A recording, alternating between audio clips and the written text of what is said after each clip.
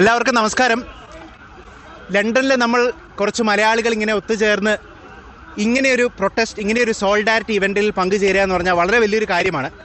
നമ്മൾക്കിവിടെ ഒത്തുകൂടിയ ആൾക്കാരോടൊപ്പം ഫേസ്ബുക്കിൽ കൂടെ നമ്മളെ അനേകം പേർ നമ്മളെ കാണുന്നുണ്ട്.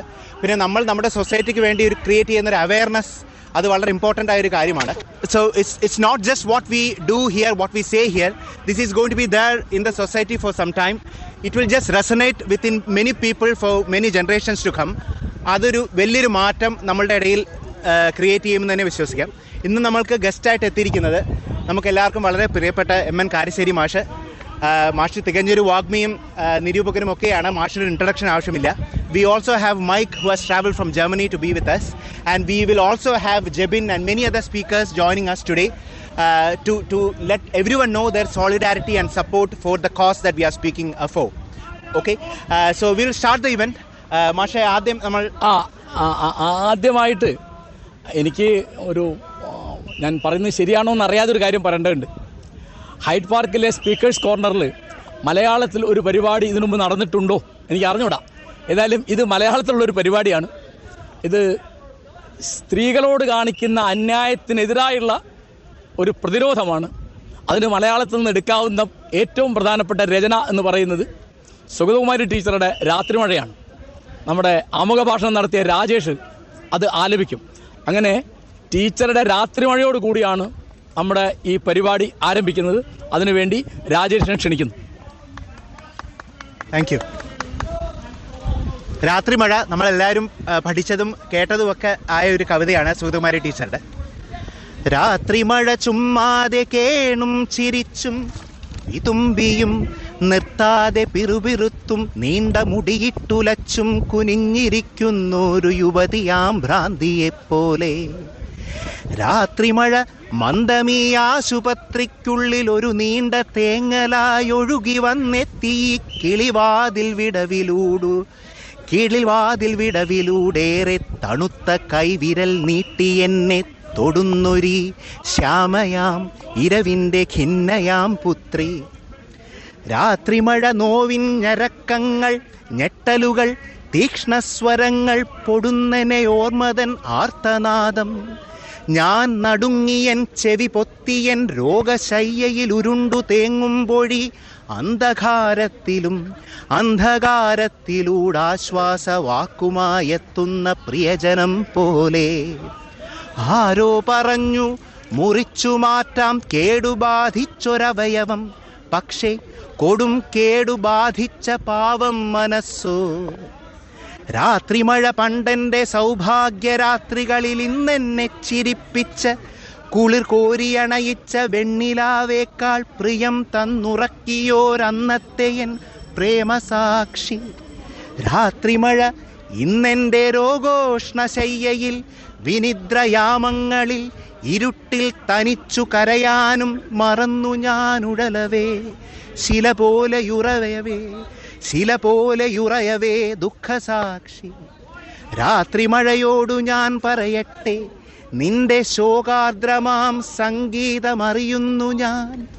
നിന്റെ അലിവും അമർത്തുന്ന രോഷവും ഇരുട്ടത്തു വരവും തനിച്ചുള്ള തേങ്ങിക്കരച്ചിലും പുലരിയെത്തുമ്പോൾ മുഖം തുടച്ചുള്ള നിൻ ചിരിയും തിടുക്കവും നാട്യവും ഞാനറിയും.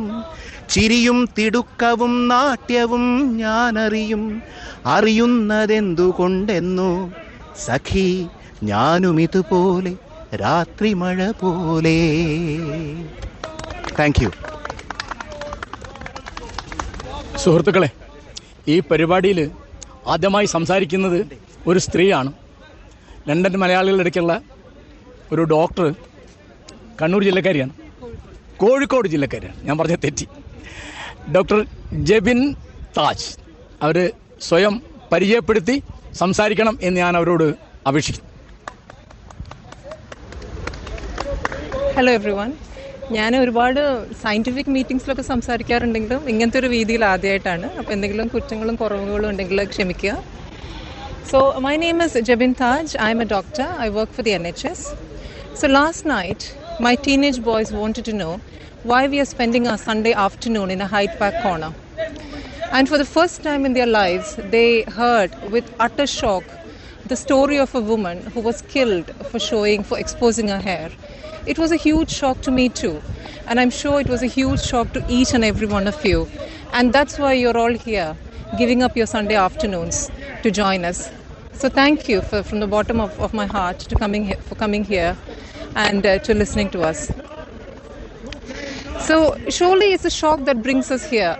The essential unfairness of it, the inherent misogyny of it, and the astounding patriarchy behind this incident, the Mahsa Amini incident. Surely we should all have the right to wear what we want. And you would think that in this day and age, it's a very basic right, but it's not. It's not. As Mahsa Amini has shown us from Iran, it is not a basic right. It's still a huge, huge task. So when I was little, I had this right. When I was in primary school, when I was in secondary school, I had this right. I wore whatever I want. I wore bright colors, I wore frills, I wore glitter, and I wore makeup for dances. But that unfortunately changed when I joined college. So some of you here might be aware there's a process called ragging in India, where the senior students, it's a kind of bullying. It's a kind of, dressed up bullying. It's actually bullying, where the senior students have a go at the junior students. It's great fun for the senior students, but for the junior students, it's not. So I was walking up the stairs in my first year of medicine. 3 boys walked down the stairs, and almost abruptly, without any warning, I am forced into a corner.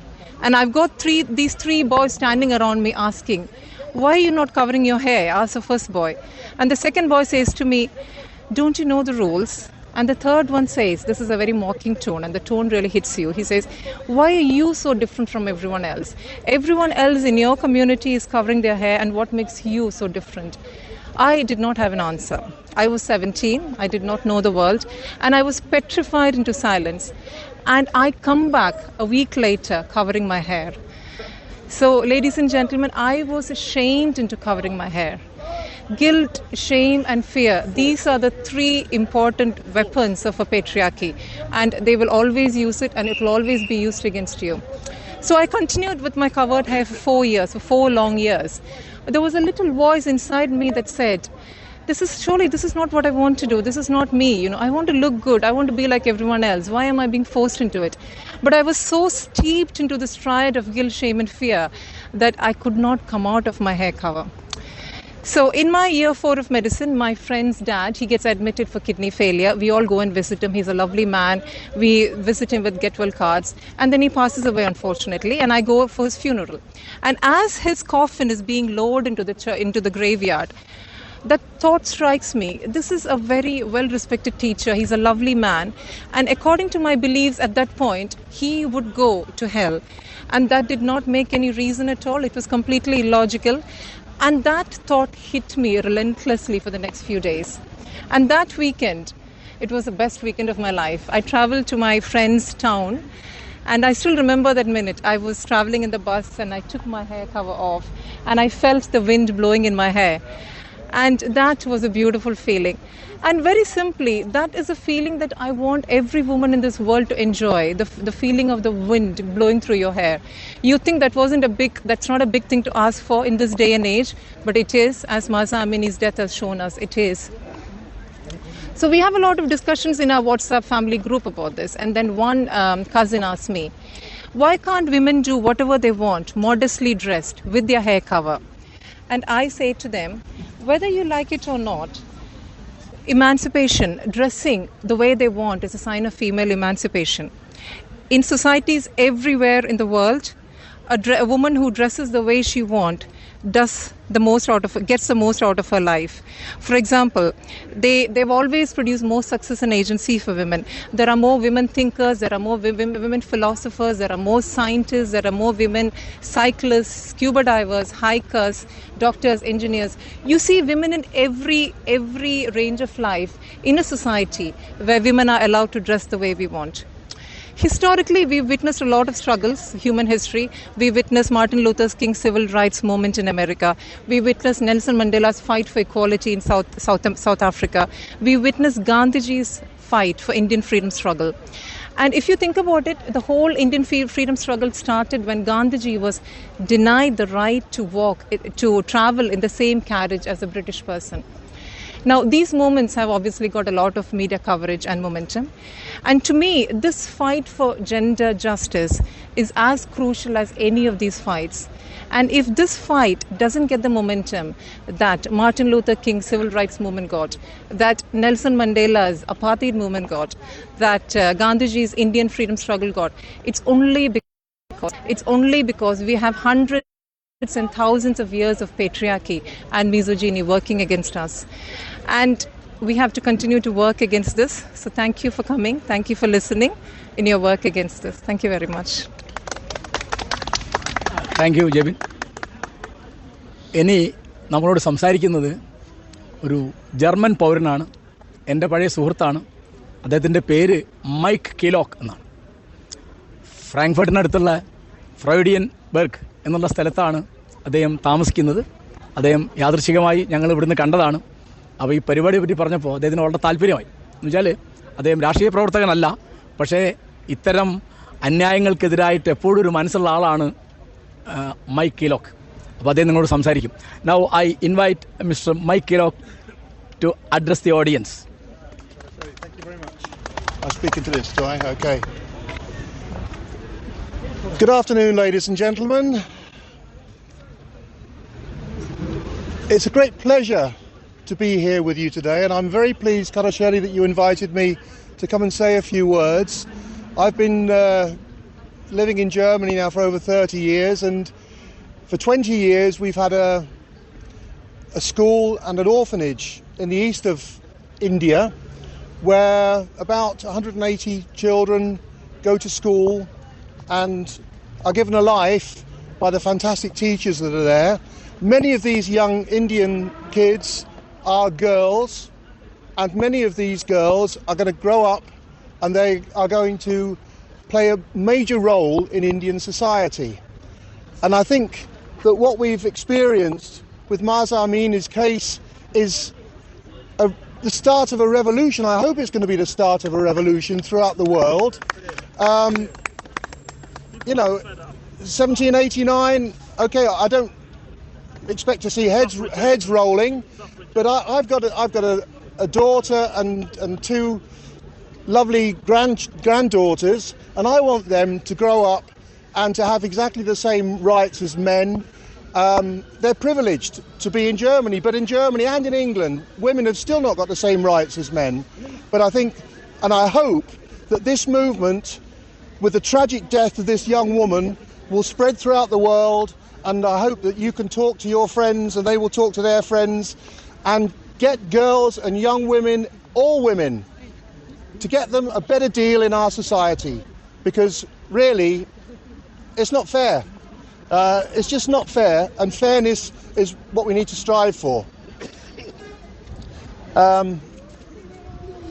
I was in Kerala at the beginning of the year, and even down there you see situations where women are getting a raw deal, whether it be on a building site or whether it be in a shop somewhere.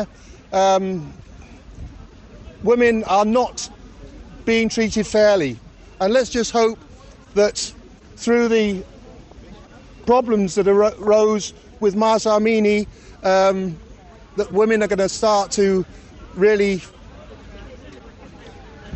get a fair chance, a fair crack of the whip in the society throughout the world, whether it be clothing or whether it be jobs.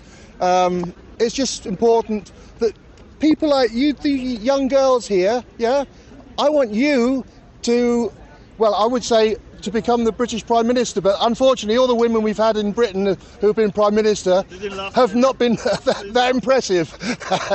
But it's, I think I'd like to see young girls making their marks in business. I mean, and the DAX in Germany, I think it's about 5% of all people on the governing bodies of these companies are women. And I worked in industry in Germany, and there were hundreds of good women there, and they just weren't getting to the top. Yeah? And that's not fair. I'd like to have my daughter and my grandchildren having a fair crack of the whip. Karasheri, Does Kalasheri want to talk again? I think I've probably said all I have to say. I would like to thank you very much for listening, and perhaps we'll meet up in Kerala one day. Thank you Mike Keelock. ഇപ്പോൾ നമ്മളോട് ഒരു ബാലിക, അവളുടെ പേര് ലക്ഷ്മി രാജേഷ് എന്നാണ്. അവൾ മലയാളിയാണ്, പക്ഷേ സംസാരിക്കാൻ പോകുന്നത് ഇംഗ്ലീഷിലാണ്. ലക്ഷ്മി രാജേഷ്, വരൂ. Good afternoon, friends. I'm Lakshmi, and I'm speaking on behalf of the younger generation amongst you. I would like to emphasize that all of us, in whatever way, small or big, should raise our voices against any kind of discrimination. We can't have women treated as second-class citizens in this world. We need to build a culture which values and looks up to women as much as men, irrespective of religion, geography, or race. Iran, as well as other countries, have written or unwritten laws that lack basic human rights, including the right to be able to choose what you wear or eat. No one should be fearing their lives to go out in public just because of the inhumane laws decide what they should wear. We need governments across the globe which does not distinguish between the citizens, whether it's gender or religion. Let's speak up for Zan, Zindagi and Azadi. Mahsa Amini sadly lost her life while she was standing up for the basic rights. Let us hope that we don't give away the lives of our sisters and brothers fighting for basic rights. Let the younger generation receive unbiased education and upbringing to build better societies, treating males, females and LGBTQs without any discrimination. Thank you. Thank you Lakshmi. ഇനി നമ്മളോട് സംസാരിക്കുന്നത് K Abdul Gafoor. അദ്ദേഹം കൊടുങ്ങല്ലൂർക്കാരനാണ്. വളരെ കാലം രാഷ്ട്രീയ പ്രവർത്തകനായിരുന്നു. ഇപ്പോൾ അവിടെ വളരെ സാംസ്കാരിക പ്രവർത്തനത്തിലൊക്കെ മുഴുകിയിരിക്കുകയാണ്. ടി എൻ ജോയിയെ പറ്റി ഉള്ള പുസ്തകവും ടി കെ രാമചന്ദ്രൻ്റെ പുസ്തകമൊക്കെ എഡിറ്റ് ചെയ്ത് ഇറക്കിയ ആളാണ് ഗഫൂർ. അതേവിടെ സക്രയുടെ കൂടെ ഒരു സന്ദർശനത്തിന് ഒന്നാണ്. നിർഭാഗ്യവശാൽ ഇന്ന് സക്രയ്ക്ക് വേറൊരു പരിപാടി ഉള്ളതുകൊണ്ട് അദ്ദേഹത്തെ ഈ നമ്മുടെ പ്രതിഷേധത്തിൽ പങ്കെടുക്കാൻ കിട്ടിയില്ല. അതുകൊണ്ട് ഇനി എൻ്റെ ദീർഘകാല സുഹൃത്ത് ഗഫൂർ സംസാരിക്കും. Friends, it's nice to be with you all. In fact, I'm on a tour here in UK. We are traveling in this place with our noted writer Zakaria. And yesterday I had been to Trafalgar Square where Iranis were protesting, and they call it is not a protest. They say it's a revolution. I was much appreciating that phrase which they have coined, that it is not a protest, it's a revolution. And see, I was really lucky to be a part of that protest, and I was lucky to be there at that time. We all know how the women are treated in the societies like this. Like it's happening everywhere. We can see that not only in Iran, it is happening many other places, including our place. As Mr. Mike was telling, he had seen it is happening in Kerala even. We are calling our Kerala as a much elite society in terms of our culture and intellectual status. But see what's happening there. And see, I have nothing to say, but a slogan, I think you all will do it with me. Azadi, Azadi. Azadi, Azadi for women in Iran. Azadi for women in Iran. That is the slogan which I have to say. And Azadi for the people in Iran from the Islamic Republic. Because they say, yesterday I heard they say that we don't need an Islamic Republic. We want a republic of the people. We don't want the republic of the religion. That is what they said. I appreciate it, and I'm very happy I am here to join with you in this small meeting here. Thank you very much, friends.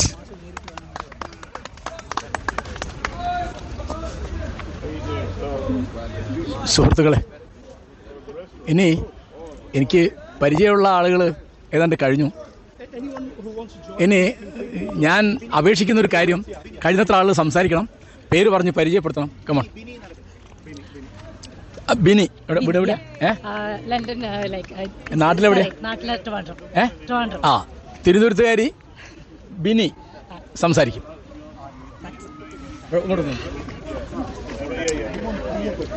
Good afternoon, all. Thanks for all of you to come and be part of this small but very required event. I would say. Me, I grew up in India, in Kerala. I was so lucky to be privileged, I would say, to have all the freedom I wanted, to wear what I want, to eat what I liked, and to do what I actually wanted to do. But at the same time, I understand there are so many women or fellow women in other parts of the world, even in India, even in Kerala, who suffer or who doesn't have the basic rights even. So it's a pity that we have to actually, come here and to protest or to raise our voices for the basic right, the very basic right to be able to, wear what we actually want to wear. Nobody has the right to dictate that, but it's a pity, and it is essential that Sorry, just to pick up the microphone still. That we actually speak up, we realize, recognize, and stand up in solidarity with everyone who is in small or big way going through and fighting against this injustice. So let's all stand up in whatever small way we can with these women, with ourselves, with our fellow daughters, moms, sisters, and all the women in the world, and everyone else who is fighting for freedom and fighting for justice. Thank you.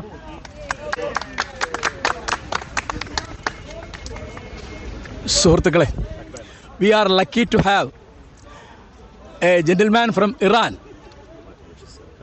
Just so I can record your audio. Oh, Is that okay? Okay. Thank you very much.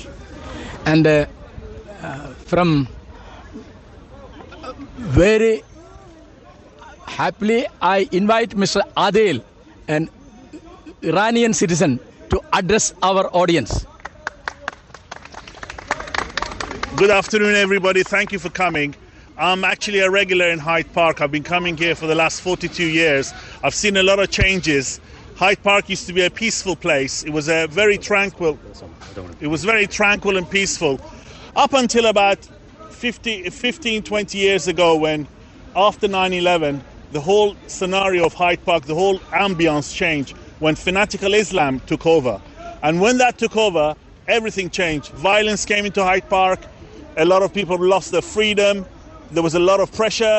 There was a lot of intimidation from various groups. And then as regulars of Hyde Park, we felt that there was a veil placed on our head by the fanatics that were regulars in the park. So it really did culminate into a lot of violence. A preacher over there, not very far from where you're standing, got stabbed in the eye about 3 or 4 months ago. There was a lot of violence purely because of fanatical Islam and the way it subjugates women. It makes them walk backwards in life. I mean, this is it. There are people struggling. There are people at schools getting murdered because they can't comply with the mandatory hijab and total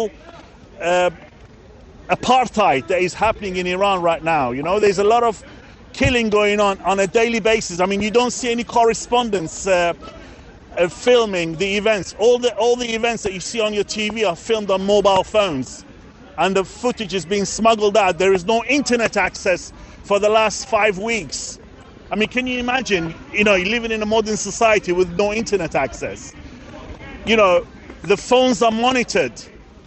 The WhatsApp messages are monitored by the security forces. So then you cannot send messages So this Mahsa Amini, there was an investigation into her death, and they say, oh, a 21-year-old woman died of natural causes. I mean, what a lie that was. It was a cover-up. You know, I mean, we all saw the CCTV footage when she went into the detention center. She just fell, and then the next thing you know, she was in hospital. She was being resuscitated, and there were some serious head injuries, some serious bodily wounds, just because she wanted. There are morality police everywhere. You know, there are people who are restricting your freedoms, restricting your lives. On every, you know, if you're not wearing your hijab properly, you're taken for re-education. Just like the Khmer Rouge took people for re-education. The communists took people for re-education. They take you for re-education. You don't know whether you're going to come back to your home or not. For what? For a piece of cloth on your head. This is no longer about Mahsa Amini. This is about freedom. This is about freedom of expression. Just like you are here today exercising your freedom of expression, there are people out there that if they speak out, they just get lynched, and they get the families don't know what's happened to them.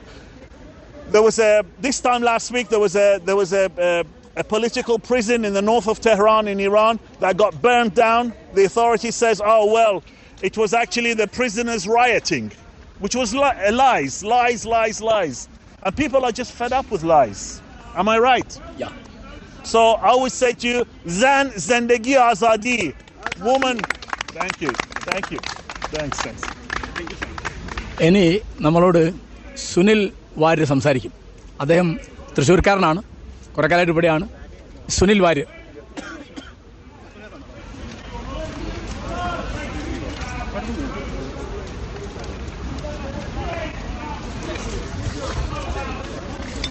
ഇത് press ചെയ്യണോ? ഒന്നും വേണ്ട, അത് പിടിച്ചാൽ മതി. Okay, thank you. ഞാൻ ഇങ്ങോട്ട് വരുമെന്ന് പറഞ്ഞു. Hello, okay. എൻ്റെ പേര് സുനിൽ എന്നാണ്. ഞാൻ വാറ്റ്ഫോർഡിലാണ്. അമർത്തി പിടിക്കല്ലേ, ഈ ദ്വാരം പുറത്താണ്. ഓക്കെ. അപ്പോൾ ഞാൻ ഇതിനെക്കുറിച്ച് എൻ്റെ ഫാമിലിയിൽ പറഞ്ഞപ്പോൾ എൻ്റെ മോൾക്ക്, അവൾ 9 വയസ്സേ ഉള്ളൂ, ആൾക്ക് ഇതിനെക്കുറിച്ച് നല്ല അറിവുണ്ട്, അത്യാവശ്യം ഇവിടുന്ന് കേട്ടിട്ടുണ്ട്. അവളുടെ പേര് അനയ എന്നാണ്. അപ്പോൾ ആളൊരു പോസ്റ്റ് വരച്ചാണിത്, stop killing, we are with you Mahsa Amini. അത് അവൾ വരാമെന്ന് പറഞ്ഞാണ്. രാവിലത്തെ മഴയൊക്കെ കണ്ടപ്പോൾ പിന്നെ വരുന്നില്ല എന്ന് വെച്ചേ ഉള്ളൂ. ബട്ട് ആൾ വരാമെന്ന് പറഞ്ഞു. പക്ഷേ ഇതിൽ എനിക്ക് ഏറ്റവും കൂടുതൽ സ്ട്രൈക്ക് ചെയ്തത്, അതായത് അവിടുത്തെ കുറച്ച് ആൾക്കാർ, അതായത് സ്ട്രീറ്റിൽ ഇറങ്ങുമ്പോൾ അവരോട് ഇൻ്റർവ്യൂ ഉണ്ടായിരുന്നു. So they were saying that we don't know whether we will go back to home. അതായത് നമ്മൾ സാധാരണ ഇവിടെ വന്ന് പ്രൊട്ടസ്റ്റ് ചെയ്യുന്ന പോലത്തെ ഒരു പ്രൊട്ടസ്റ്റ് അല്ലാതെ അവർ ചെയ്യുന്നതിൻ്റെ വാല്യൂ വളരെ വ്യത്യാസമുണ്ട്. കാരണം അവരുടെ ജീവിതം വെച്ചിട്ടാണ് അവർ തെരുവിലിറങ്ങിയത്. ഇപ്പോൾ ആ ഒരു ക്ലൈംബർ ഒരു ഇൻ്റർനാഷണൽ മീറ്റിൽ ഹിജാബില്ലാതെ കയറിയത്, ആ കയറിക്കഴിഞ്ഞ് മാപ്പ് പറഞ്ഞാൽ പോലും അവർ ചെയ്ത ആ ത്യാഗം എന്ന് പറഞ്ഞാൽ അവർക്കറിയില്ല ഇനി ചെന്ന് കഴിഞ്ഞാൽ എത്ര കാലം ജയിലിലേക്ക് കിടക്കേണ്ടി വരും, എന്തായിരിക്കും അവരുടെ സ്ഥിതി എന്നുള്ളത്. It is something that touched your heart. It's not like a normal protest what we are doing. They are doing with their heart and their life. That is the biggest thing. I'm with them like all of us. Thank you. Thanks a ലോട്ട്.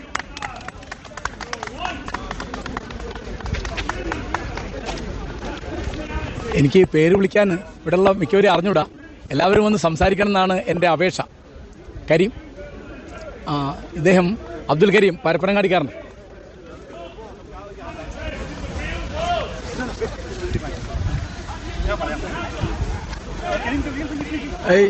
ഇന്നത്തെ ഈ പ്രൊട്ടസ്റ്റിൽ പങ്കെടുക്കാൻ വന്നതിൽ വളരെ സന്തോഷമുണ്ട്. I'm very happy to see everyone here.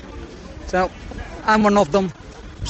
Solidarity with all the Iranian girls and all the people who suffer with the hands of Iranian Islamic government. So thank you for everyone to participate in this process, and I'm very happy to see. Thank you.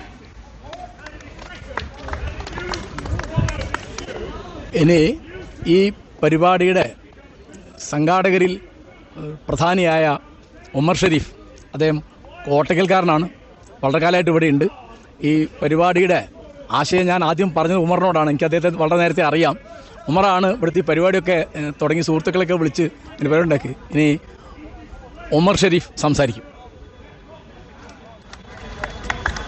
Thank you മാഷ, thank you. ഞാൻ മലയാളത്തിൽ സംസാരിക്കാം. Okay.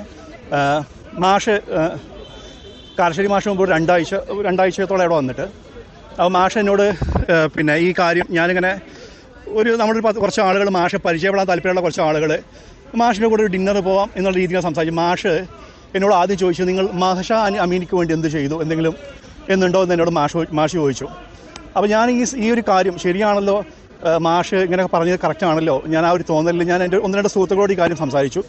ഡിജോയോട്, പിന്നെ അതുപോലെ രാജേഷ് രാമൻ, പിന്നെ സുനിൽ, ഇവരോടൊക്കെ സംസാരിച്ചു. നമ്മൾ സത്യം പറയുന്നത് ഇത്ര വലിയൊരു പാർട്ടിസിപ്പേഷന് നമ്മൾ കരുതിയതല്ല. പക്ഷേ ഇവിടെ ഇപ്പോൾ ഏകദേശം 10-15-20ഓളം ആളുകൾ ഇവിടെ വന്നിട്ടുണ്ട്. അത് ഇന്ന് നല്ലൊരു മഴയുള്ള ദിവസമാണ്. ഇതിൽ മെയിനായിട്ടുള്ളൊരു കാര്യം എന്ന് പറയുന്നത് നമ്മളിവിടെ സംസാരിക്കുന്നത് സ്പീക്കേഴ്സ് കോർണറിലാണ്. ഹിസ്റ്ററിക്കലി എത്രയോ ആളുകൾ ഇവിടെ എത്രയോ വർഷങ്ങളായിരുന്നു, മീൻസ് ഞാൻ ഒരു 100 വർഷത്തിന് മുകളിലൊക്കെ ആയിട്ട് ഉണ്ടാവും തോന്നുന്നു ആളുകളോട് സംസാരിക്കുന്നു. അവിടെ ഒരു ഫ്രീഡം ഓഫ് എക്സ്പ്രഷന് അവർ പല കാര്യങ്ങൾ പറയുന്നു. എന്നതുപോലെ തന്നെ ഒരു പക്ഷേ നമ്മളെ ഓഡിയൻസ് ഈ പറയുന്ന ഇവിടെ ഇങ്ങനെ കേട്ടുകൊണ്ടിരിക്കുന്നുണ്ട്. പക്ഷേ എങ്കിൽ പോലും നമ്മളെ ഓഡിയൻസ് എന്ന് പറയുന്നത് പിന്നെ നമ്മളെ ഇന്ത്യ, പ്രത്യേകിച്ച് നമ്മളെ കേരളത്തിൽ ഇതേക്കുറിച്ചൊക്കെ എന്തെങ്കിലുമൊക്കെ ഒരു സംസാരവും കാര്യങ്ങളൊക്കെ ഉണ്ടാകണമെന്ന് നമ്മൾ ആഗ്രഹിക്കുന്നുണ്ട്. അപ്പോൾ മാസ അമിനി വിഷയവുമായി പറയാനുള്ളത്, സ്ത്രീകൾക്ക് അല്ലെങ്കിൽ വ്യക്തികൾക്ക് ഹിജാബ് ധരിക്കാതിരിക്കാനുള്ള സ്വാതന്ത്ര്യത്തിൻ്റെ കൂടെയാണ് ഞങ്ങളെല്ലാവരും ഉള്ളത്. അപ്പോൾ പിന്നെ ഇറാനിയൻ സ്ത്രീകൾക്കുള്ള സോളിഡാരിറ്റിക്ക് വേണ്ടിയിട്ടാണ് ഞങ്ങളിവിടെ ഒത്തുതന്നിട്ടുള്ളത്. അപ്പോൾ താങ്ക് യു ഫോർ എല്ലാവരോടും നന്ദിയോടെ വന്നതിൽ താങ്ക് യു.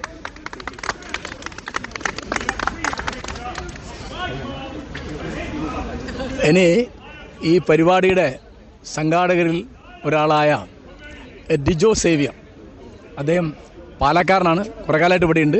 ഡിജോ.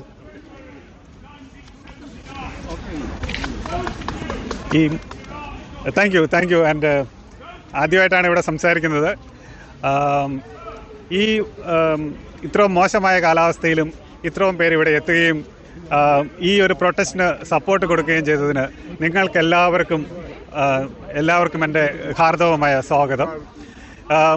വളരെ അത്യാവശ്യമായിട്ടുള്ള ഒരു കാര്യമാണ് നമ്മൾക്കൊരു പ്രൊട്ടസ്റ്റിന് പങ്കെടുക്കുക എന്നുള്ളത്. ഈ പങ്കെടുക്കാൻ തുടങ്ങിയപ്പോൾ പലരും എന്നോട് ചോദിച്ചത്, നിങ്ങൾ ഇതുവരെ ഒരു പ്രൊട്ടസ്റ്റിനും പങ്കെടുത്തിട്ടില്ലല്ലോ, പിന്നെ നിങ്ങൾ ഇന്ത്യയിലെ കാര്യത്തിന് വേണ്ടി പ്രൊട്ടസ്റ്റ് ചെയ്തിട്ടില്ല, പിന്നെ എന്തിനാണ് നിങ്ങൾ ഇവിടെ ഈ ഒരു പർട്ടിക്കുലർ കാര്യത്തിന് വേണ്ടി പ്രൊട്ടസ്റ്റ് ചെയ്യുന്നത്? എനിക്ക് അതിനുള്ള ആൻസർ എന്ന് പറഞ്ഞു കഴിഞ്ഞാൽ, നമ്മൾ ഇപ്പം 1000 പ്രശ്നങ്ങളുണ്ടായിരിക്കും, അതിൽ 999 നമ്മൾ പ്രതികരിച്ചില്ല എന്ന് വിചാരിച്ചുകൊണ്ട് എനിക്ക് 1000ാമത്തെ പ്രശ്നത്തിന് പ്രതികരിക്കാൻ പറ്റില്ല എന്ന് പറയുന്നതിൽ യാതൊരു സംഗതികളുമില്ല. നിങ്ങൾ 1000 തവണ പ്രൊട്ടസ്റ്റിൽ പങ്കെടുത്തില്ലെങ്കിലും ഇനി അടുത്ത് വരുന്ന പ്രൊട്ടസ്റ്റിലോട്ട് നിങ്ങൾ പങ്കെടുക്കണം. അതുപോലെ തന്നെ പ്രൊട്ടസ്റ്റ് ചെയ്തവർക്ക് മാത്രമേ ഇങ്ങനെ ഒരു പ്രൊട്ടസ്റ്റിൽ പങ്കെടുക്കാൻ പറ്റുള്ളൂ എന്ന് പറയുന്നതിൻ്റെയും ലോജിക്കുകൾ തീർത്തും മനസ്സിലാകുന്നില്ല. അതുകൊണ്ട് പ്രൊട്ടസ്റ്റിന് വന്ന എല്ലാവർക്കും വളരെ സ്വാഗതം. ഇതുപോലൊരു പരിപാടി ഓർഗനൈസ് ചെയ്യാനും മാഷിനെ പോലെയുള്ള ഒരാളുമായിട്ട് വളരെ ക്ലോസ് ആയിട്ട് സംസാരിക്കാനും സാധിച്ചതിൽ വളരെ സന്തോഷമുണ്ട്. ഇനിയും ഇതുപോലെയുള്ള പ്രൊട്ടസ്റ്റുകൾ നമ്മളിവിടെ കണ്ടക്ട് ചെയ്യാനാണ് പ്ലാൻ. ഒട്ടും പ്രിപ്പയർ ചെയ്തിട്ടല്ലായിരുന്നു വന്ന് ഞാൻ സ്വന്തമായിട്ട് പ്രസംഗം പറയണമെന്ന് മാഷ് വളരെ നിർബന്ധിച്ചുകൊണ്ടാണ് പറയുന്നത്. അതുകൊണ്ട് ഒരിക്കൽ കൂടി ഇറാനിലെ ഈ പ്രൊട്ടസ്റ്റിനും വുമൻ്റെ ഈക്വാലിറ്റിക്കും സ്വാതന്ത്ര്യത്തിനും ഫ്രീഡം ഓഫ് എക്സ്പ്രഷനും ഒരിക്കൽ കൂടി സപ്പോർട്ട് പ്രഖ്യാപിച്ചുകൊണ്ട് ഞാൻ നിർത്തുന്നു. Thank you.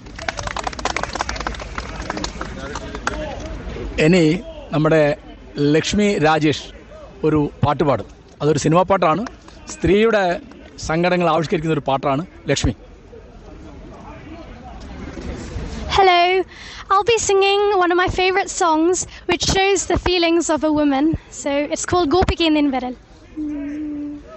Gopike Ninviral tumburum mivi tumbi veenayo hridayamo teenanji teengi Gopike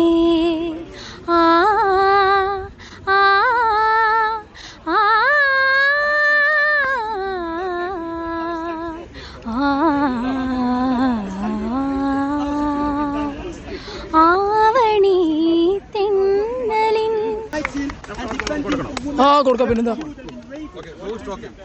May I know your name, please? My name is Adnan Rashid. Adnan Rashid. You are from Iran? No, I'm not from Iran, but I'm next door, from Pakistan. We have similar issues there. From which country you belong? So I'm trying to ask you guys. You are from Pakistan? Why are you here? I'm trying to understand. Yeah, I can see, but I want them to say it. I want them to say it. അത് പിടിക്കുക, അത് പിടിക്കുക. നിങ്ങൾ വർത്തമാനം പറയാൻ പോലെ അത് പിടിക്കുക, അത് പിടിക്കുക. നിങ്ങൾ വർത്തമാനം പറയാൻ പോലെ Very strongly about something which we can understand, but what is it? ഏയ് ചുമ്മാ oh okay Rajesh Rajesh Rajesh Rajesh Rajesh Rajesh Rajesh your work is to record it not to argue with them. So would you defend the freedom to be naked?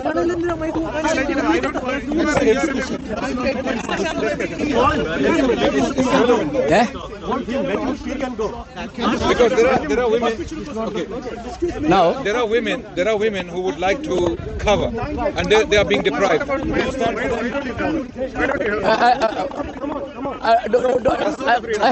Hey Dijo, please keep quiet. This is how it works, Masha. It's okay, it's okay. That's fine. They believe in the brotherhood of Islam. That's it. Sunil Warrier, Sunil Warrier, ഇതൊരു സ്റ്റൈലാണ്. ആ അതെ, it's okay.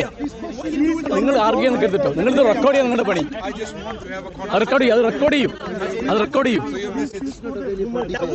No, we're not debating.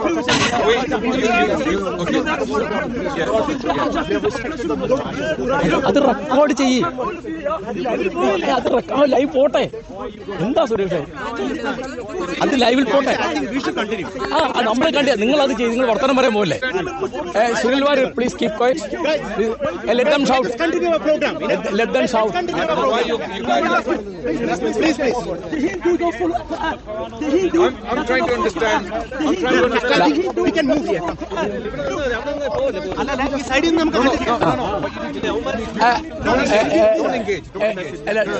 Do you want to If speak? someone doesn't want to conversate, don't engage. But they're Because requesting a program. someone shouting, don't engage. No, we are not engaging, but we can't do a program. That's right. No problem. You come to a place where this happens every day. അല്ല നമ്മൾ programme ആവരുത്.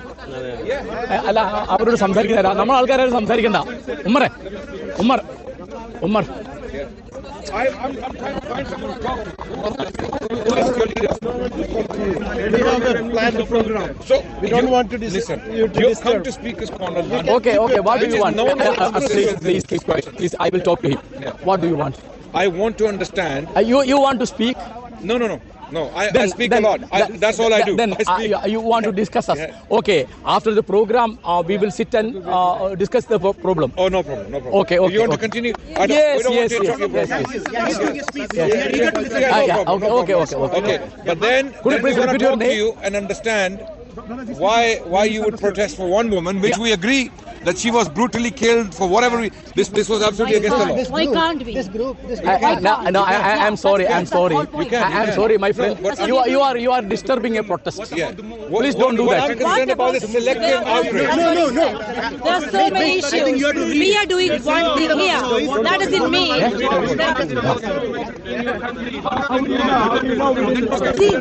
Listen, guys, they want to do their program. Let them do their program. No problem. We have got the democratic rights Okay. to do a We're not protest. stopping you. No. Don't get it wrong. We're not stopping you. Rajesh, don't talk. Rajesh, don't talk. Let's continue. Don't talk. ഭാഷ നമുക്ക് തുടങ്ങാം. അതെ, ഇത് അവർക്കിത് കലക്ക വേണ്ടത്. നമ്മൾ നിന്നാലോ?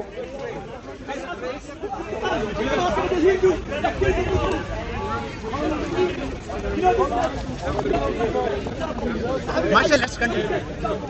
All right. നിങ്ങൾ മലയല്ലേ?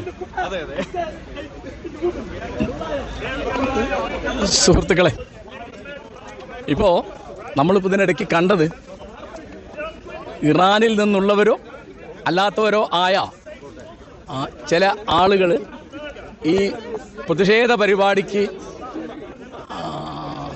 തടയിടാൻ വരുന്നതാണ്. അപ്പോൾ ഇംഗ്ലണ്ട് അല്ലെ UK ഒരു ജനാധിപത്യ രാജ്യമായതുകൊണ്ടും ഇവിടെ നമുക്ക് നമ്മുടെ പ്രതിഷേധങ്ങളോ പ്രതിരോധങ്ങളോ പറയാൻ അവകാശമുള്ളത് കൊണ്ടും പ്രശ്നമൊന്നുമില്ല. അപ്പോൾ അവിടെ ഇപ്പോൾ രണ്ട് ഇറാനികൾ തമ്മിൽ തർക്കം നടക്കുകയാണ്. അവരവിടെ തർക്കിക്കട്ടെ. ഇനി ഈ വിഷയത്തെപ്പറ്റി എനിക്ക് പറയാനുള്ളത് പറയാം ഞാൻ വിചാരിക്കാം. അപ്പോൾ 1979 ഇറാനിൽ ഇസ്ലാമിക വിപ്ലവം വിജയിച്ചപ്പോൾ അവരാ രാജ്യത്തിന് പേര് കൊടുത്തത് ഇസ്ലാമിക് റിപ്പബ്ലിക് ഓഫ് ഇറാൻ എന്നാണ്. അപ്പോൾ ഞാൻ അന്നേ സുഹൃത്തുക്കളോട് പറഞ്ഞിരുന്നു, റിപ്പബ്ലിക് എന്ന് പറഞ്ഞാൽ ജനങ്ങൾക്ക് പരമാധികാരമുള്ള രാഷ്ട്രം എന്നാണ് അർത്ഥം. ഒരു രാഷ്ട്രം ഇസ്ലാമിക് എന്ന് പറഞ്ഞാൽ പിന്നെ റിപ്പബ്ലിക് ആകാൻ വയ്യ. റിപ്പബ്ലിക് എന്ന് പറഞ്ഞാൽ അത് ഇസ്ലാമിക് ആകാൻ വയ്യ. എന്താ കാരണം? ഇസ്ലാമിക് എന്ന് പറഞ്ഞാൽ ജനങ്ങളുടെ അതാത് കാലത്തെ ആശയങ്ങൾക്കും ആവശ്യങ്ങൾക്കും അനുസരിച്ച് നിയമങ്ങൾ സൃഷ്ടിക്കാനോ നിയമങ്ങൾ റദ്ദാക്കാനോ നിയമങ്ങൾ വ്യാഖ്യാനിക്കാനോ സൗകര്യമുള്ള ഒരു ഭരണവ്യവസ്ഥ എന്നാണ് അർത്ഥം. ഇറാൻ അങ്ങനെയല്ല. എന്താ കാരണം? അവിടെ തിരഞ്ഞെടുക്കപ്പെട്ട പാർലമെൻറ്റിൻ്റെ നിയമനിർമ്മാണത്തെയോ നിയമവ്യാഖ്യാനത്തെയോ നിയമനിർവഹണത്തെയോ നീതി നിർവഹണത്തെയോ ഒക്കെ വീറ്റോ ചെയ്യാൻ അധികാരമുള്ള ഒരു പരമാധികാര സഭ, ഒരു പുരോഹിത സഭയുണ്ട്. അതിനർത്ഥം അവിടെ ഭരിക്കുന്നത് മതമാണ് എന്നാണ്. അത് മതരാഷ്ട്രമാണ്. അപ്പം ഇത് വളരെ അടിസ്ഥാനപരമായൊരു കാര്യമാണ്. നമ്മൾ കേരളീയർ ഇന്ത്യക്കാർ ഓർത്തിരിക്കേണ്ടതാണ്. മതരാഷ്ട്രം വന്നു കഴിഞ്ഞാൽ പിന്നെ ജനാധിപത്യം ഉണ്ടാവില്ല. പാകിസ്ഥാനിൽ കൃത്യമായ അർത്ഥത്തിൽ ജനാധിപത്യം ഇല്ല. അതെന്താ കാരണം എന്ന് വിചാരിച്ചാൽ അവിടെ ന്യൂനപക്ഷങ്ങൾക്ക് പൗരാവകാശങ്ങളില്ല. ന്യൂനപക്ഷം എന്ന് പറഞ്ഞാൽ നിങ്ങൾ വിചാരിക്കും അവിടുത്തെ ഹിന്ദുവിനോ അവിടുത്തെ ക്രിസ്ത്യാനിക്കോ അവിടുത്തെ സിഖുകാരനോ ബുദ്ധിമുട്ടുന്നത്. അതിനേക്കാളൊക്കെ ബുദ്ധിമുട്ടാണ് അവിടുത്തെ അഹമ്മദികൾക്ക്. ആരാ അഹമ്മദി എന്ന് പറയുന്നത്? അത് മുസ്ലിങ്ങളിലൊരു വിഭാഗമാണ്. എന്താണ് അവർക്ക് വിശേഷം?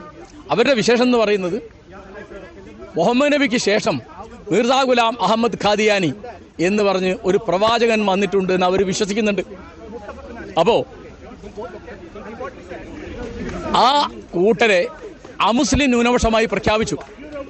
അവർക്ക് കൃത്യമായ അർത്ഥത്തിൽ പൗരാവകാശങ്ങളില്ല, പ്രവർത്തന സ്വാതന്ത്ര്യമില്ല, അവർക്ക് ബാങ്ക് കൊടുക്കാൻ പാടില്ല, അവരുടെ വാഹനത്തിലോ വീട്ടിലോ അല്ല എന്ന് എഴുതി വെക്കാൻ പാടില്ല. അങ്ങനെയല്ല.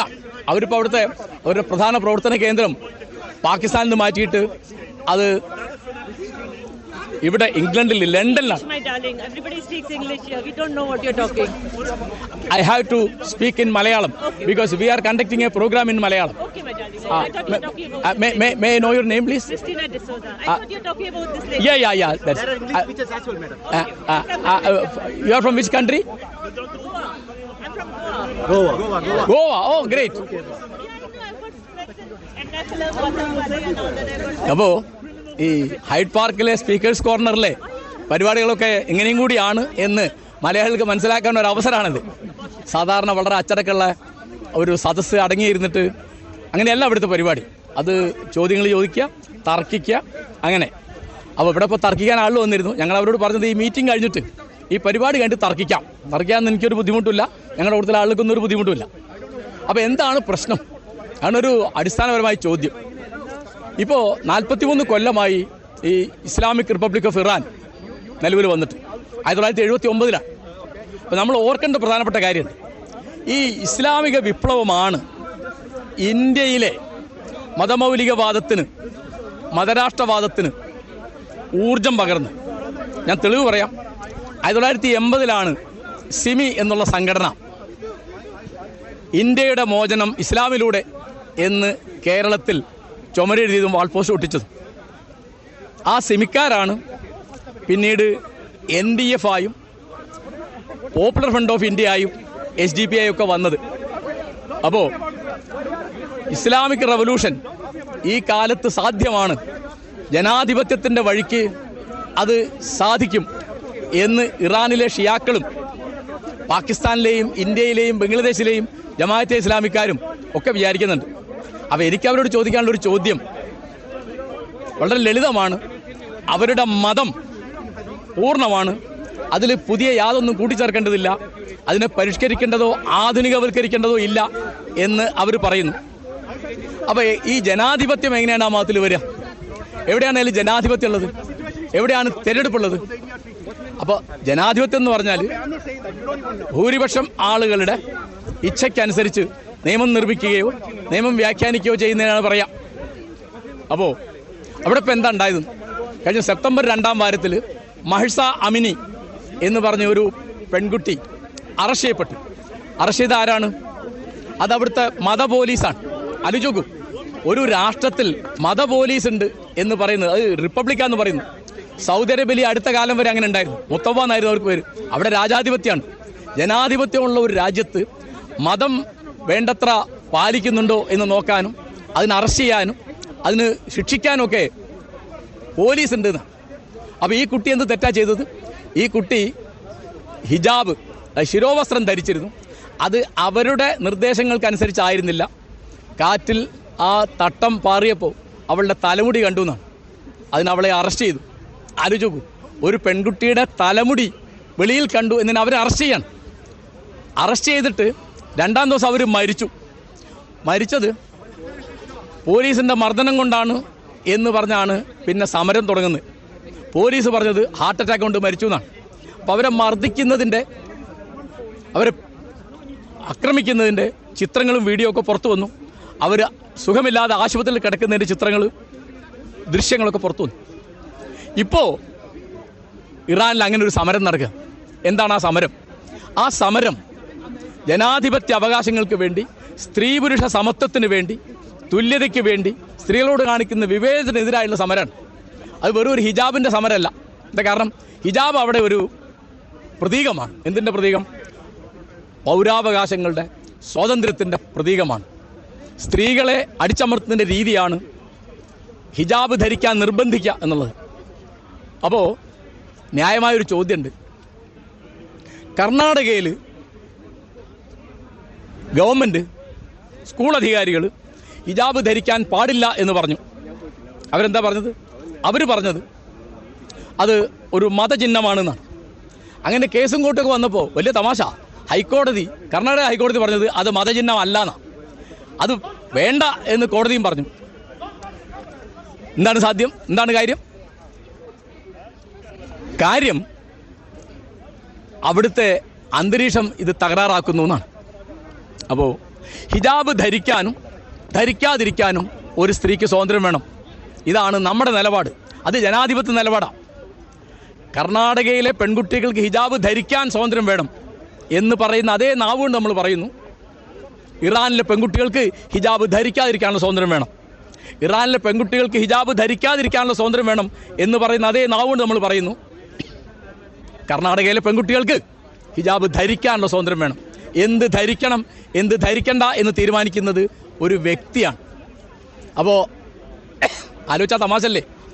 കർണാടക ഗവൺമെൻറ് പറയാണ്, അവിടുത്തെ സ്കൂൾ അധികാരികൾ പറയാണ് ഹിജാബ് മതചിഹ്നമാണ്. അവിടുത്തെ ഹൈക്കോടതി പറയാണ് അത് മതചിഹ്നമല്ല. പക്ഷേ രണ്ടു കൂട്ടരും അത് വേണ്ട എന്നുള്ളതിൽ യോജിക്കുന്നുണ്ട്. അത് സുപ്രീം കോടതി ചെന്നു. അപ്പോൾ വലിയ തമാശ. സുപ്രീം കോടതിയിൽ ഒരു കൂട്ടം ജഡ്ജിമാർ അത് നിരോധനം ശരിയാണെന്ന് പറയുന്നു, വേറൊരു കൂട്ടം ജഡ്ജിമാർ അത് ശരിയല്ല എന്ന് പറയുന്നു. തീരുമാനമായിട്ടില്ല. അപ്പോൾ ഞാൻ ചോദിക്കുന്നത്, കർണാടകയിലെ മുസ്ലിം പെൺകുട്ടികൾ ഹിജാബ് ധരിക്കുന്നത് വലിയ പ്രശ്നമാണ് എന്ന് പറയുന്ന ആളുകൾ ഈ കാര്യം പഞ്ചാബിലെ സിഖ് സ്ത്രീകളോട് പറയുമോ? അവരുടെ കൂട്ടത്തിൽ 80% ശിരോവസ്ത്രം ധരിക്കുന്നവരാണ്. അവിടുത്തെ ആണുങ്ങൾക്ക് തലപ്പാവുണ്ട്, ആ തലപ്പാവ് ധരിക്കാതെ വരണം എന്ന് പറയുമോ? അവിടുത്തെ സ്ത്രീകൾ മറ്റൊരു സർദാർ എന്നോ സിംഗ് എന്നോ പറയും പോലെ പെണ്ണുങ്ങളെ പറയുന്നത് കൗർന്ന്. അപ്പോൾ ഒരു കൗറിനോട് ശിരോവസ്ത്രം ധരിക്കാതെ വരണം എന്ന് പഞ്ചാബിലോ ഹരിയാനയിലോ ഡൽഹിയിലോ പറയുമോ? പിന്നെ നമ്മുടെ കന്യാസ്ത്രീകൾ ശിരോവസ്ത്രം ധരിക്കുന്നു. കന്യാസ്ത്രീയോട് പറയാൻ പറ്റുമോ നിങ്ങൾ ശിരോവസ്ത്രം ധരിക്കരുത്? രാജസ്ഥാനിലോ യു പിയിലൊക്കെ പല ഭാഗത്തും ഹിന്ദു സ്ത്രീകൾ ശിരോവസ്ത്രം ധരിക്കുന്നുണ്ട്. എന്താ ശിരോവസ്ത്രത്തിൻ്റെ അർത്ഥം വളരെ ലളിതമാണ്. അവിടെ വെയിൽ വളരെ കൂടുതലാണ്. അപ്പോൾ വെയിൽ കൂടുതലായാൽ തല മറയ്ക്കാൻ എന്തെങ്കിലും ഒരു വസ്ത്രം വേണം. പക്ഷേ ഈ കൂട്ടത്തിൽ പറയാവുന്ന ഒന്നല്ല കേട്ടോ മുഖം മൂടുന്ന പർദ്ദ. അതിന് നിക്കാബ് എന്നാണ് പറയുക. ഹിജാബ് നിക്കാബ് ഒന്നല്ല, നമ്മൾ ഓർത്തിരിക്കണം. ഹിജാബ് എന്ന് പറഞ്ഞാൽ എന്താ? അത് തല മറയ്ക്കുന്നൊരു വസ്ത്രമാണ്, മുഖം മൂടുന്നില്ല. നിക്കാബ് മുഖം മൂടുന്നു. അത് ഒരു സ്ത്രീയെ ഒരു കരിങ്കുപ്പായത്തിനകത്ത് കുഴിച്ചിടുകയാണ്. ചെറിയ കാര്യമല്ല അത്. ആ പെൺകുട്ടിയുടെ അല്ലെങ്കിൽ ആ സ്ത്രീയുടെ സാമൂഹ്യ ജീവിതം ഇല്ലാതെയാക്കുകയാണ്. ആലോചിച്ച് നോക്കൂ. ആ മുഖം മൂടുന്ന പർദ്ദയിട്ട ഒരാൾക്ക് ഡോക്ടറായിട്ട് ജോലി ചെയ്യാൻ പറ്റുമോ? നിങ്ങളാരെങ്കിലും പോവോ മുഖം മൂടുന്ന പർദ്ദയിട്ട ഡോക്ടറെ അടുത്ത്? ഒരു നർത്തകിയാവാൻ പറ്റുമോ? ഒരു നടിയാവാൻ പറ്റുമോ? ഒരു ടീച്ചറാവാൻ പറ്റുമോ? ഒരു എഞ്ചിനീയർ ആവാൻ പറ്റുമോ? ഒന്നും പറ്റില്ല. ഒരു ബാങ്കിൽ ചെന്നിട്ടൊരു ചെക്ക് മാറാൻ പറ്റും? മാനേജർക്കോ അക്കൗണ്ടന്റിനോ തിരിയണ്ടേ ഈ വന്നത് ആരാണെന്ന് ഐഡന്റിറ്റി വേണ്ടേ? വോട്ട് ചെയ്യാൻ പറ്റുമോ? അപ്പോൾ ഇതൊന്നും വേണ്ട. അതായത് നിക്കാബ് എന്ന് പറയുന്നത്, ഞാൻ ആവർത്തിക്കുകയാണ്, അവരെ കരിങ്കുപ്പായത്തിനകത്ത് കുഴിച്ചു മൂടുകയാണ്. ഒന്നും വേണ്ട. ആലോചിച്ച് നോക്കൂ, ഒരു പെൺകുട്ടിയെ കാണാതെയായി, കാണാനില്ലാന്നുണ്ടെങ്കിൽ പരസ്യം കൊടുക്കാൻ പറ്റൂ? ഈ കണ്ണ് മാത്രമായിട്ടൊരു പരസ്യം കൊടുക്കാൻ പറ്റും? ഒരു ഫോട്ടോ എടുത്തിട്ട് കണ്ണ് മാത്രമായിട്ട് നമ്മുടെ നാട്ടിൽ ഒരാളെ കണ്ടറിയാൻ പറ്റുള്ളൂ, അത് ഐശ്വര്യ റോയിയാണ്, വേറെ ആരും കണ്ടറിയാൻ പറ്റില്ല. അപ്പോൾ ഒരു പെണ്ണിൻ്റെ വ്യക്തിത്വം, ഐഡൻറ്റിറ്റി പൂർണ്ണമായി നിഷേധിക്കുന്ന ഒന്നാണ് മുഖം മൂടുന്ന പർദ്ദ. അത് നിരോധിക്കണം എന്നാണ് എൻ്റെ അഭിപ്രായം. അത് അനുവദിക്കണം എന്നല്ല, അത് നിരോധിക്കണം. എന്തുകൊണ്ടാണ്? അത് എന്നെ ബാധിക്കും. കാരണം ഞാൻ തീവണ്ടിയിലിരിക്കുമ്പോൾ എൻ്റെ അടുത്ത് വന്നിരിക്കുന്ന ആരാണ്? ഞാൻ ചായപ്പടിയിലിരിക്കുമ്പോൾ എൻ്റെ അടുത്ത് വന്നിരിക്കുന്ന ആരാണ്? ഞാൻ റോഡിൽ നടക്കുമ്പോൾ അപ്പുറത്ത് നടക്കുന്ന ആരാണ്? ഇത് ഏതെങ്കിലും കള്ളനോ കൊള്ളക്കാരനോ കൊലപാതകയോ വേഷം മാറി നടക്കാൻ സൗകര്യം ഉണ്ട് അതിനകത്ത്? ആലോചിച്ച് നോക്കൂ. അപ്പോൾ ഇതൊരു ജനാധിപത്യ രാഷ്ട്രത്തിൽ അനുവദിക്കാൻ പാടില്ലാത്ത ഒന്നാണ് നിക്കാബ്. ഇത് ഒരു കാര്യം. കാരണം നിങ്ങളുടെ ഏത് ആചാരവും, ഏത് അനുഷ്ഠാനവും, ഏത് മതവും, ഏത് മതചടങ്ങും വേറെ ഒരാൾക്ക് ശല്യം ഉണ്ടാവരുത്. നിങ്ങൾ ഏത് മതം വിശ്വസിക്കാനും ഒരു മതവും വിശ്വസിക്കാതിരിക്കാനും, ഏത് മതവും അനുഷ്ഠിക്കാനും ഒരു മതവും അനുഷ്ഠിക്കാതിരിക്കാനൊക്കെ സ്വാതന്ത്ര്യമുള്ള ഒന്നാണ് ഇന്ത്യയിലെ ഭരണഘടന എന്ന് പറയുന്നത്. അതിവിടെയാ സ്വാതന്ത്ര്യമുണ്ട്. ഞാൻ സംസാരിക്കുന്നത് ലണ്ടനാണ്, ഹൈഡ് പാർക്കിൽ നിന്നാണ് സംസാരിക്കുന്നത്. ഇവിടെയാ സ്വാതന്ത്ര്യമുണ്ട്. നിങ്ങൾക്ക് മതം അനുഷ്ഠിക്കാം, മതം അനുഷ്ഠിക്കാതിരിക്കാം. അപ്പോൾ നമ്മൾ ഈ ന്യൂനപക്ഷങ്ങൾ, പ്രത്യേകിച്ച് മുസ്ലിങ്ങൾ, ഓരോ ഘട്ടത്തിലും ഭരണഘടനയുടെ സംരക്ഷണത്തെ പറ്റി പറയും. ഞങ്ങൾക്ക് ഭരണഘടന ഉറപ്പാക്കിയ സംരക്ഷണം വേണം, തീർച്ചയായിട്ടും വേണം. നമ്മുടെ ഭരണഘടന സ്വാതന്ത്ര്യം പറയുമ്പോൾ ഫ്രീഡം ഓഫ് എക്സ്പ്രഷൻ ആർട്ടിക്കിൾ 14 എന്നാണ് എൻ്റെ ഓർമ്മ അനുസരിച്ച് നമുക്ക് ഏത് മതം വിശ്വസിക്കാനും, ഏത് മതം അനുഷ്ഠിക്കാനും, ഏത് മതം പ്രബോധനം ചെയ്യാനും ഉള്ള അവകാശം തന്നിട്ടുണ്ട്. പക്ഷെ അക്കൂട്ടത്തിൽ വേറെ ഒന്നുണ്ട്. എന്താണത്?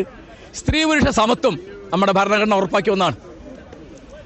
ഇവിടെ സ്ത്രീകളോട് മതത്തിൻ്റെ പേരിലോ ജാതിയുടെ പേരിലോ വർഗത്തിൻ്റെ പേരിലോ വംശത്തിൻ്റെ പേരിലോ ഒന്നിൻ്റെ പേരിലും വിവേചനം കാണിക്കാൻ പാടില്ല. ആ വിവേചനം ഈ വേഷത്തിലുണ്ടോ? അപ്പോൾ പറയാണ് അത് അവരുടെ തിരഞ്ഞെടുപ്പാണ്, ചോയ്സാണ്. ആയിക്കോട്ടെ, ആ ചോയ്സ് ആകുമ്പോഴും നിക്കാബ് പറ്റില്ല. അതിനത് എന്നെ ബാധിക്കും, എന്നെ ബാധിക്കുന്നില്ല. അപ്പോൾ യൂണിഫോമിന് അത് വേണ്ടേ? യൂണിഫോം എന്ന് പറഞ്ഞാൽ എന്താ? യൂണിഫോം എന്ന് പറഞ്ഞാൽ എല്ലാവരും ഒരേ വസ്ത്രധാരണമല്ല, ഒരേ തരം തുണി, ഒരേ നിറം, ആൺകുട്ടികൾക്കും പെൺകുട്ടികൾക്കും.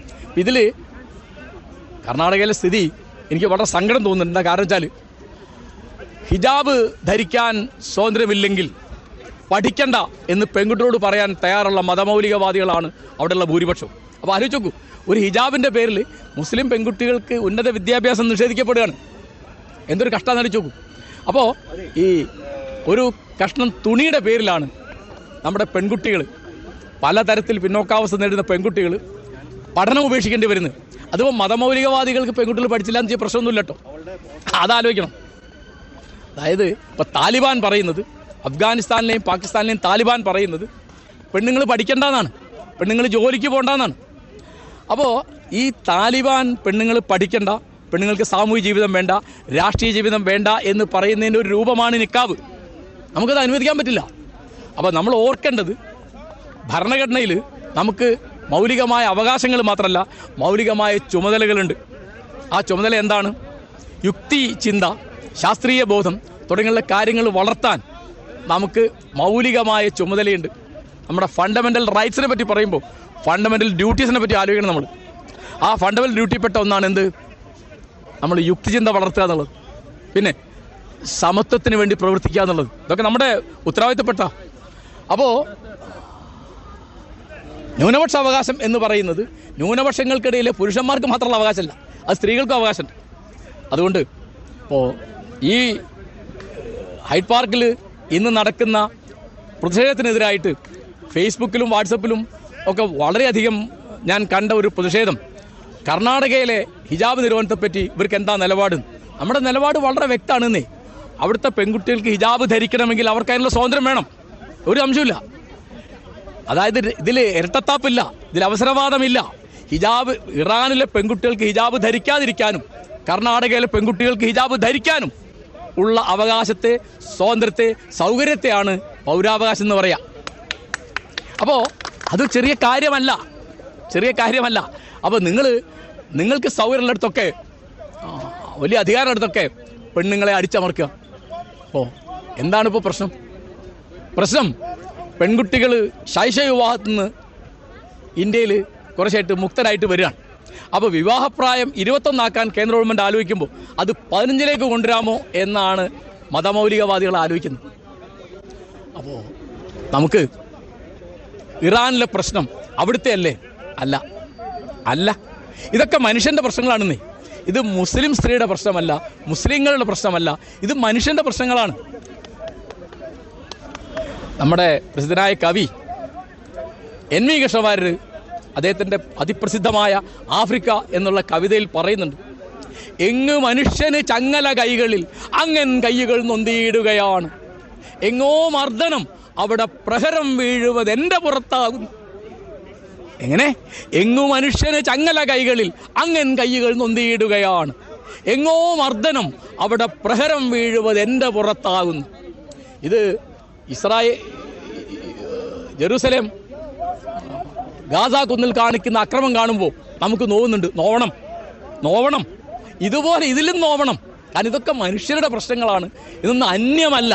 ഇതിപ്പോൾ ലണ്ടനിലാണോ ഈ പ്രശ്നം നടത്തുന്നത്? ഇത് എവിടെയും നടത്താം. കാരണം ലോകം മുഴുവൻ ചുരുങ്ങി. മാധ്യമ വിമർശകനായ, അതിൻ്റെ പണ്ഡിതനായ, വിശകലന വിദഗ്ധനായ മക്ലൂഹൻ പറയുന്നുണ്ട്, ഗ്ലോബൽ വില്ലേജ്, മാധ്യമങ്ങൾ ഇത്രയധികം വളർന്നപ്പോൾ ഗ്ലോബ് മുഴുവൻ ഒരു ഗ്രാമമായിട്ട്, ഭൂഗോളം മുഴുവൻ ഒരു ഗ്രാമമായിട്ട് ചുരുങ്ങി. അപ്പോൾ ടെഹ്റാനിലെ തെരുവിലെ ഒരു പ്രകടനം ലണ്ടനിലെ തെരുവിലെ പ്രകടനം പോലെയാണ്, അത് കോഴിക്കോട്ട് പ്രകടനം പോലെയാണ്, അത് തിരുവനന്തപുരത്തോ ഡൽഹിയിലുള്ള പ്രകടനം പോലെയാണ്. കാരണം മനുഷ്യരുടെ പ്രശ്നങ്ങളാണ് ഇതൊക്കെ. അതുകൊണ്ട് വളരെ ആലോചിക്കേണ്ടതാണ്. നമ്മൾ മതത്തിൻ്റെ പേരിൽ, ജാതിയുടെ പേരിൽ, ഭാഷയുടെ പേരിൽ പലതരം കൊള്ളരായ്മകൾ കാണിക്കുന്ന കൂട്ടത്തിൽ നമ്മുടെ നാട്ടിൽ ഇതിൻ്റെയൊക്കെ പേരിൽ സ്ത്രീകളോട് പലതരം അന്യായം കാണിക്കുന്നുണ്ട്. അപ്പോൾ അതിൽ മതത്തിൻ്റെ പേരിൽ പഴയ പുസ്തകങ്ങളുടെ വചനങ്ങളുടെ പേരിലും അവയുടെ വ്യാഖ്യാനങ്ങളുടെ പേരിലും നമുക്ക് സ്ത്രീകളോട് കാണിക്കുന്ന വിവേചനത്തെ അംഗീകരിക്കാനോ അതിന് നേരെ മൗനം പാലിക്കാനോ പറ്റില്ല. മൗനം ഒരു കുറ്റമാണ്. ഇപ്പോൾ എന്നോട് പലരും ചോദിക്കുന്നു, നിങ്ങൾ കർണാടകയിലെ ഹിജാബ് നിരോധനത്തെ പറ്റി മിണ്ടിയില്ലല്ലോ. അത് ശരിയല്ല. അതുമായിട്ട് ബന്ധപ്പെട്ട ചാനൽ ചർച്ചകളിലൊക്കെ ഹിജാബ് ധരിക്കാൻ ആ കുട്ടികൾക്ക് സ്വാതന്ത്ര്യമുണ്ട് എന്ന് പറഞ്ഞതിന് ഞാൻ മതമൗലികവാദിയാണ് എന്ന് ചീത്ത കേട്ട ആളാണ് ഞാൻ.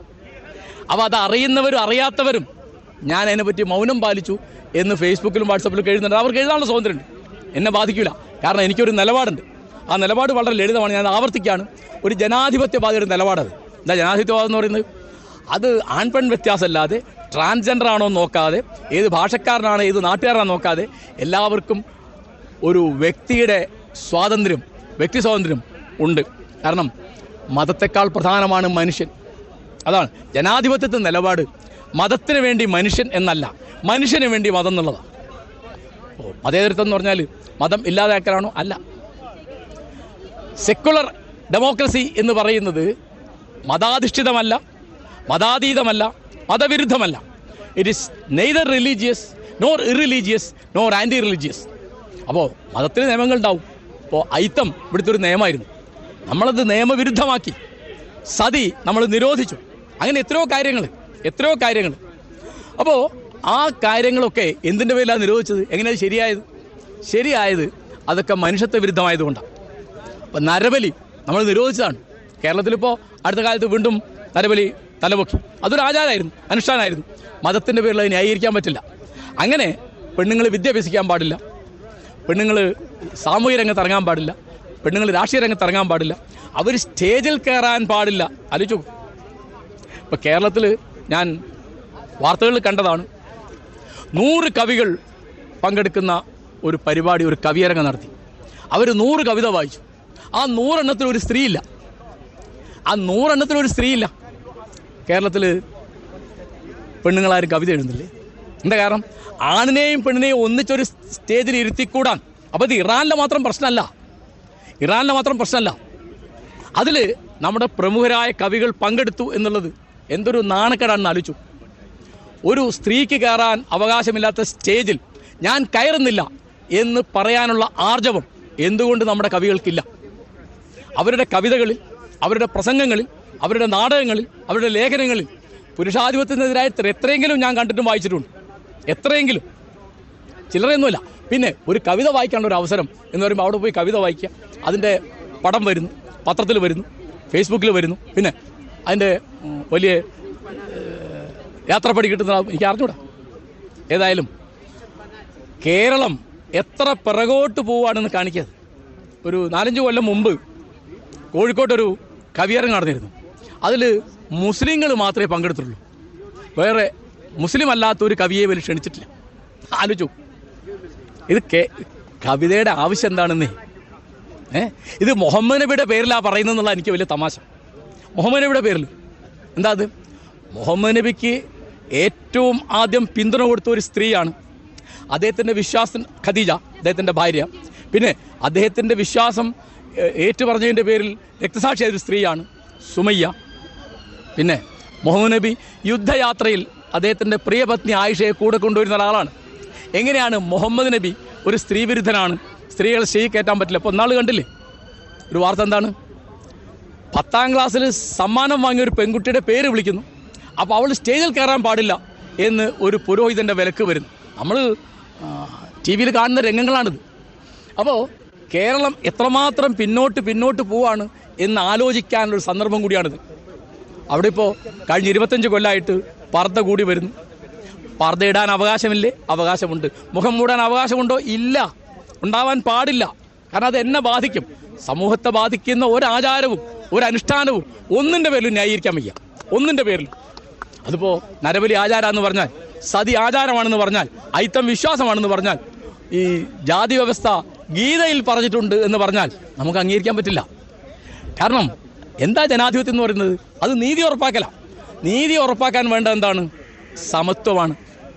നിങ്ങൾ ഏത് ജാതിയിൽ പറഞ്ഞാലും, ഏത് മതത്തിൽ പറഞ്ഞാലും, ഏത് ഭാഷ സംസാരിച്ചാലും, ഏത് ഈശ്വരനെ ആരാധിച്ചാലും ഒന്നും ഇവിടെ വിഷയമല്ല. നിങ്ങൾ ഒരു പൗരൻ എന്നുള്ള നിലയ്ക്ക്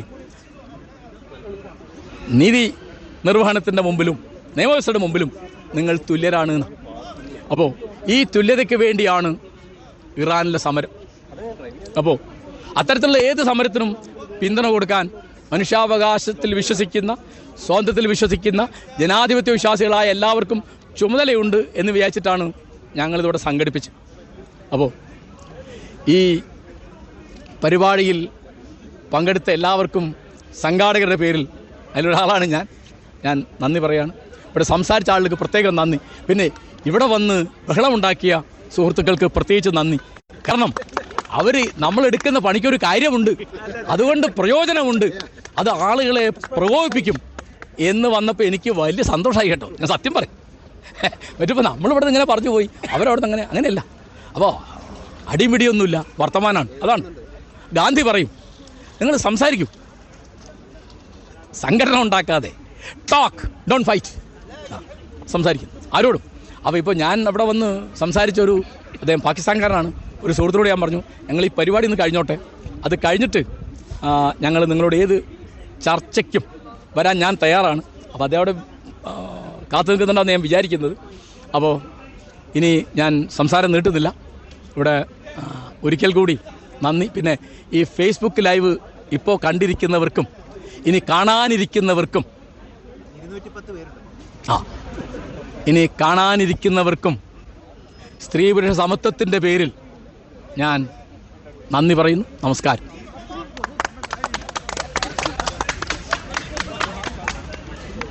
അപ്പോൾ ഇന്ന് നമ്മുടെ ഈ ഉദ്യമനത്തിന് വന്ന എല്ലാവർക്കും ഒരുപാട് നന്ദി. So let's all keep this in our mind. ജാൻ ജിന്ദഗി ആസാദി. നമ്മളെല്ലാവർക്കും ഡിസ്ക്രിമിനേഷൻ എവിടെയുണ്ടോ we should speak up, we should pass this on to our next generation. അത് ആ ഒരു ചെറിയ കാര്യമെങ്കിലും നമുക്ക് ചെയ്യാൻ പറ്റും. വന്നവർക്കും ഫേസ്ബുക്ക് ലൈവ് കണ്ടവർക്കും എല്ലാവർക്കും ഒരുപാട് നന്ദി. Thank you. Thank you.